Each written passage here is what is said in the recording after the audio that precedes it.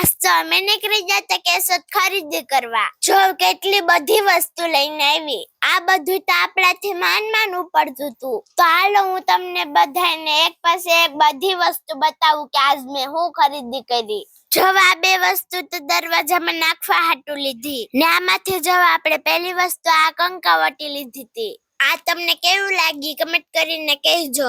પછી જો એક કુરકુરે પણ નીકળ્યું હો ભાઈ. પછી જો આપણે આ એક ચુંદડી પણ લીધી. મસ્ત મસ્ત ચુંદડી હે વો ભાઈ આપણી આ. પછી હતા આપણા આ કપડા. એમાં જો પહેલું ધોરું શર્ટ તમને કેવું લાગ્યું કહેજો. પછી બીજું હે આપણું આ ટોપ ને પછી એના ભેગું બીજું જીન્સ પેન્ટ ને પછી જો આપણે આ લગનમાં પહેરવા હાટું લીધું કેટલું મસ્ત હે. જો તમને આ ક્રોપ ટોપ કેવું લાગ્યું એ પણ કમેન્ટ કરીને કહેજો હો.